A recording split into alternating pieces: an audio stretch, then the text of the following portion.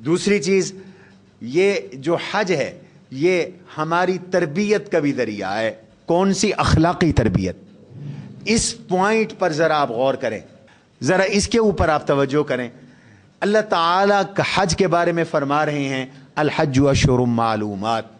حج کے تو معلوم مہینے ہیں. وہ معلوم مہینے کون سے ہیں؟ یہ شوال, ذی قعدہ, ذی الحجہ. حج تو ہوتا ہے صرف 5 دن میں, لیکن حج کے لیے احرام جو باندھا جائے گا وہ شوال سے پہلے نہیں باندھا جائے گا. پہلے زمانے میں, اب بھی بہت سے لوگ پیدل جاتے ہیں یا دور دراز کے اسفار ہوتے ہیں, تو حج کے لیے احرام باندھ کر کب سے ہم چلنا شروع کریں گے؟ تو قرآن نے کہا کہ وہ شوال سے, شوال, ذی قعدہ, ذی الحج. فمن فرض فیہن الحج, جو کوئی بھی اپنے اوپر حج لازم کرے, وہ کیا کرے؟ 3 پابندیاں کرے. اللہ نے فرمایا 3 پابندیاں. فلا رفث ولا فسوق ولا جدال فی الحج ولا رفث. نمبر 1 وہ رفث نہ کرے, نمبر 2 وہ فسوق نہ کرے, نمبر 3 ولا جدال, وہ جدال نہ کرے. یہ 3 چیزیں کیا ہیں؟ یہی 3 چیزیں ہیں جو انسان کی سیرت سازی کا ذریعہ ہے, کریکٹر بنانے کا ذریعہ ہے, کردار بنانے کا ذریعہ ہے. رفث نہ ہو. رفث کا معنی یہ ہے کہ کوئی خواہشات نفسانیہ کے متعلق زبان سے کوئی بول نہ نکلے اور کوئی عمل نہ ہو, اس کو کہتے ہیں رفث. وہاں آپ حج پہ جا رہی ہیں, مرد بھی ہیں خواتین بھی ہیں, دنیا جہان کی خواتین ہیں, آپ کی بلڈنگ میں ہیں, راستوں میں ہیں, حرم میں ہیں, طواف کے دوران ہیں.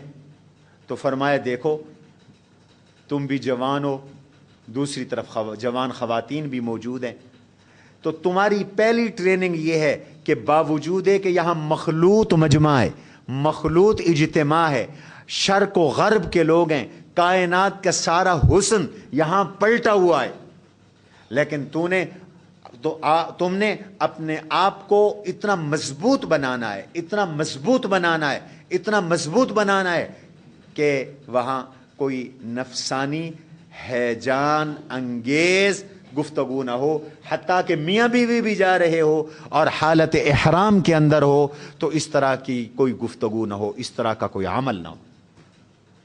فلا رفث, اس لا رفث نے, رفث کوئی نہ ہو, اس نے, اس کلمے نے, لا رفث نے ہمیں پابند کر دیا کہ چاہے کندھے کے ساتھ خاتون کا کندھا لگ رہا ہے لیکن کوئی غلط خیال دماغ میں نہیں آنا چاہیے, نظر غلط نہیں اٹھنی چاہیے, زبان غلط نہیں چلنی چاہیے, دماغ میں غلط جذبات نہیں ابھرنے چاہیے, اور دل میں غلط جذبات نہیں انگڑائی لینے چاہیے.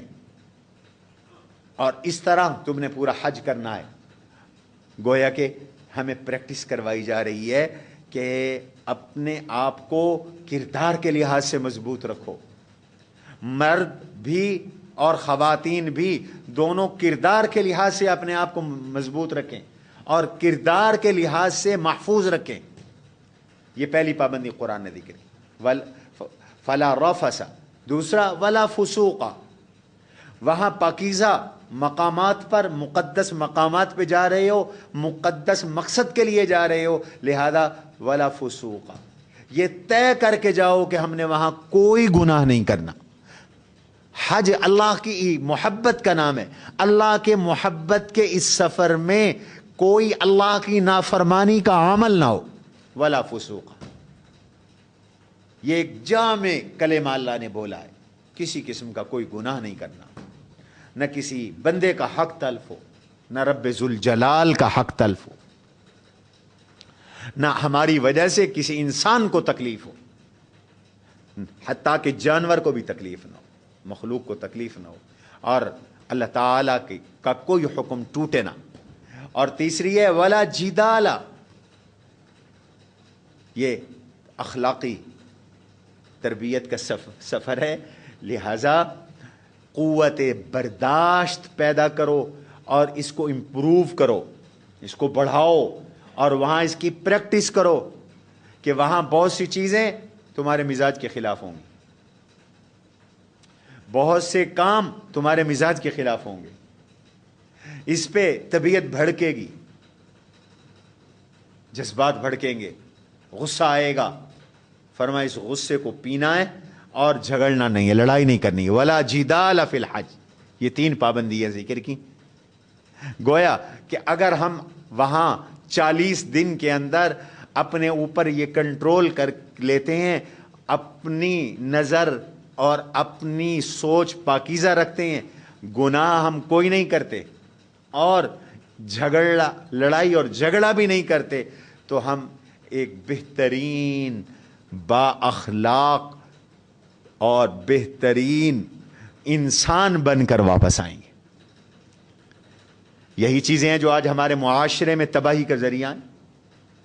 ہمارے کریکٹر خراب ہیں، ہم سب فسق و فجور میں لگے ہوئے ہیں، ہم سب لڑائیوں اور جھگڑوں میں لگے ہوئے ہیں، اور بڑھتے بڑھتے وہ لڑائیاں جھگڑے اس نوبت تک پہنچ گئے کہ اب ملک کے اندر فساد کی صورت پیدا ہو گئی ہے۔